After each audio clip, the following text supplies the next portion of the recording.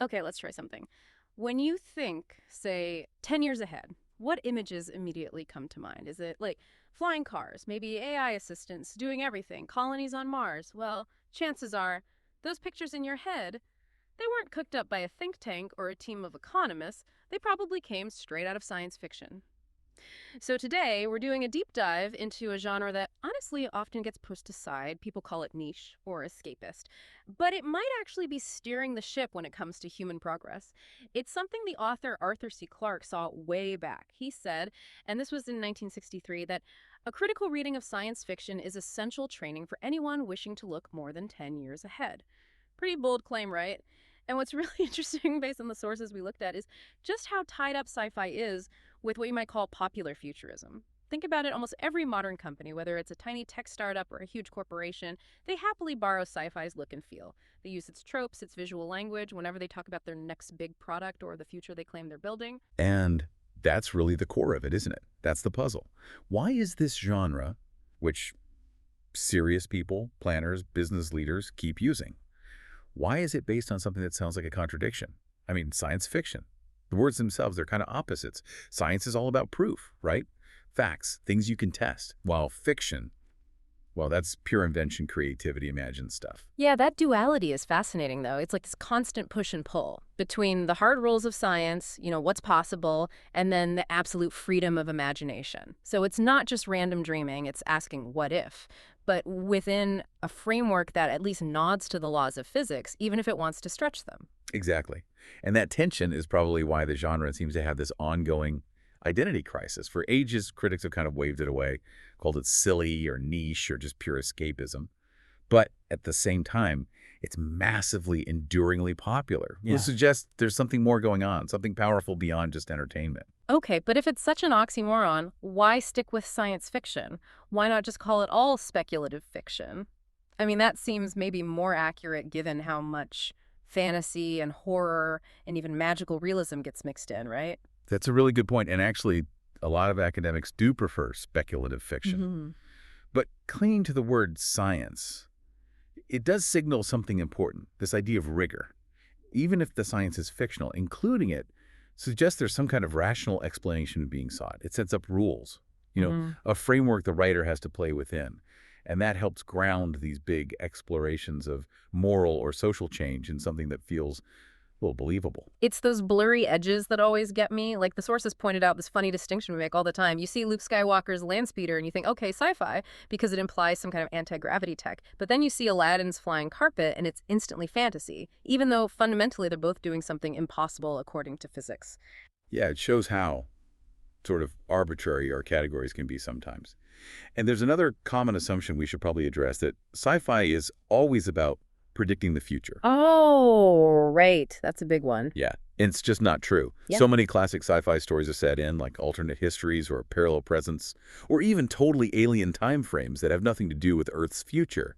It's really about exploring possibility, wherever, whenever that might be. Okay, so if the genre is this philosophically fuzzy thing, constantly blending genres, often dismissed by the critics, how do we square that with the absolutely huge commercial world that's built up around it? It seems like a contradiction. Well, the numbers really do tell a story here. This isn't some small niche operation. It's a undeniable economic powerhouse, which kind of proves the public gets something from it that the critics maybe miss. Okay, let's get into the specific side. Right. So just looking at the U.S., sci-fi books alone bring in over $500 million a year. $500 million, wow. And honestly, that's probably a conservative figure. It doesn't really capture the whole world of self-publishing, which is massive in sci-fi and fantasy. That kind of money makes the critical side eye look a bit silly, doesn't it? Like, think about Frank Herbert's Dune. Came out in 1965. A classic. Absolutely. It sold over 20 million copies. 20 million. Compare that to, say, Jane Austen's Pride and Prejudice. Dune has sold significantly more. And we picked that comparison on purpose. Mm-hmm. It really throws into sharp relief how a genre once seen as, disposable pulp fiction has commercially outperformed what everyone agrees is essential, untouchable classic literature. Good point. Plus, you have to factor in the comic book industry. Sci-fi and fantasy themes basically dominate it. And that industry, it's worth around $15.5 billion globally each year. Okay, so books and comics establish that huge popular appeal. But even those numbers kind of pale when you compare them to where sci-fi has its most widespread, maybe most shaping influence. And that's cinema. Yeah, film is where it really embeds itself in the culture. And what's fascinating is sci-fi was there right at the dawn of movies. Seriously, one of the very first milestones in cinematic history was a science fiction film. Georges Méliès's Le Voyage dans la Lune, A Trip to the Moon from 1902. Oh, yeah, the one with the spaceship hitting the man in the moon in the eye. That's the one, and it was an absolute sensation overnight. It's charming, isn't it? Like this whimsical, silent, 18-minute short, kind of a mix of animation and stage play, painted sets. It ran for months straight in Paris, became a huge global hit. So huge, in fact, that it immediately got a pretty notorious reputation. Ah, the piracy. Exactly. It was bootlegged like crazy by other filmmakers, Yeah. including famously Thomas Edison. So right from the start, the genre was disruptive, commercially potent, and getting ripped off. A pattern was set early on. But after that initial splash, if we trace the history, sci-fi film kind of settled into this B-movie ghetto for a while, didn't it? You know, the cheap special effects, dodgy rubber monsters, things like the Phantom Creeps or Zombies of the Stratosphere, pulp stuff. That really started to change around the mid-1950s. You had the post-war tech boom happening. And then, crucially, the space race kicking off between the US and the Soviet Union. Suddenly, the public was massively interested in science, in progress, in what was coming next. And the box office reflected that. Absolutely. Popularity surged. Then you hit the 1960s, and any idea that sci-fi was just for kids or nerds was completely blown away. You got films like The Time Machine, and then the big one, Stanley Kubrick's 2001, A Space Odyssey. Right, huge budgets, incredible visuals for the time, really pushed it into the mainstream. But then the 70s. Yeah. Wow, things took a turn, a really dark, pessimistic turn. You have to remember the context. People were dealing with stagflation. The Cold War was his constant shadow. Watergate destroyed public trust. Yeah, a lot of anxiety. Exactly. And the movies reflected that. The future on screen became really grim. It mirrored those worries about technology running wild or corporations taking over, right? Precisely. The films we remember from that era, The Omega Man, Westworld, maybe most famously Soylent Green, Oh, yeah, Soylent Green. Bleak. totally dystopian. They showed futures where science had failed or government had failed, resources were gone, humanity was trapped, or literally being consumed by its own systems. That optimism from the space race pretty much vanished from the big strain. And that dark mood was kind of the standard until 1977, May 1977 specifically, when this, well, cultural earthquake hit the cinemas. Star Wars, Episode VA New Hope. Yeah, Star Wars. And it's wild to think how low the expectations were. Really low. Test screenings were apparently pretty quiet. Fox Studios, the studio backing it, was totally unconvinced by George Lucas's vision. They actually limited the initial release to just a few dozen theaters. They were basically trying to cut their losses because they thought it was going to bomb. They could not have been more wrong. They completely misjudged the public mood. People were desperate for something optimistic, heroic, an escape from that gray, gritty 70s reality. And Star Wars delivered. Big time. It made over $195 million just in 1977. That was more than 4 times the #2 movie that year.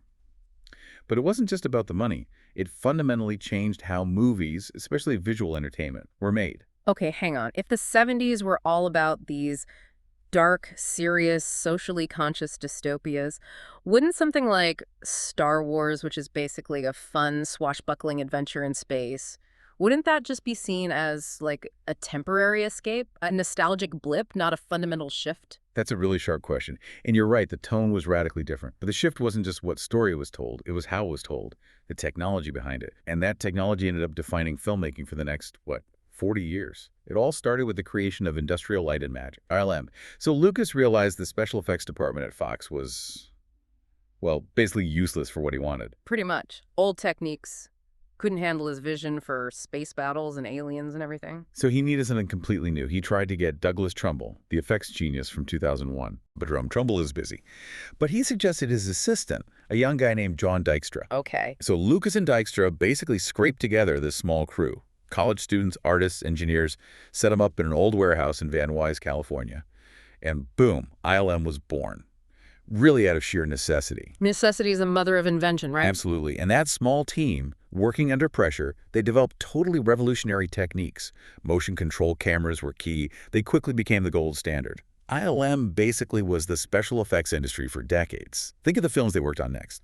E.T., Back to the Future, Total Recall, then later Jurassic Park. All huge, visually groundbreaking movies. Exactly. And their work, fueled later by massive leaps in computers and CGI, it pushed the whole genre past those days of, shaky sets and rubber suits and obvious models. Suddenly you could create futures or galaxies far, far away that look totally photorealistic, immersive, believable. And that realism, that's where this gravitational pull idea starts to make sense, doesn't it? Yeah. It's kind of amazing that the same industry making those cheesy B movies was totally sideswiped by this small team in a warehouse demanding visual fidelity, making the future look not just cool, but almost inevitable. Precisely.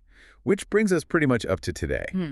Sci-fi cinema is absolutely not niche anymore. It's arguably the dominant cultural force and definitely the economic engine in Hollywood. The numbers absolutely show that. Just look at the last 10 years or so. 7 out of the top 10 highest grossing movies at the U.S. box office. Science fiction. And that massive success just feeds itself, right? Studios pour more money in. Plus, now you've got the streaming giants, Netflix, Hulu, Apple TV, plus churning out huge amounts of sci-fi content, reaching even more people. Right, it's everywhere. So this gets us to the so what? Why does this matter for you listening right now? Well, this incredible density of sci-fi, its economic power, it acts like gravity. It pulls our collective imagination about what the future holds towards the kinds of stories and the visual styles that dominate blockbuster cinema. So the more we see these incredibly detailed, believable, and just available images of the future, the more they become the default. They shape what we as a society think is possible, what we think we should be focusing on. They become the background images for your own thinking about tomorrow, maybe without you even realizing it. Exactly. This dominance subtly influences what we believe our priorities should be. Is it defending against aliens? Is it managing the risks of superintelligent AI? Is it preparing for climate disaster? The stories that are told most vividly, most often, tend to frame how we think the future will arrive, simply because those are the pictures we have in our heads. Wow. So we've journeyed from this genre being literally an oxymoron, waved off by critics as kid stuff, to it becoming maybe the single biggest cultural and economic force shaping how billions of people visualize what's next. Right, so here's a final thought to leave you with. If these big sci-fi productions now dominate how we look at the future, and they're so powerful they can kind of elbow out other possibilities, Yeah. what kinds of futures are we not imagining? What necessary futures? Maybe alternative ones? Maybe parallel paths? Maybe just smaller scale human stories about solving immediate local issues? Are we failing to picture those simply because they don't fit the big budget, effects-driven cinematic template? Maybe think about what important human priorities might be getting lost in the shadows cast by the blockbuster sci-fi vision of tomorrow.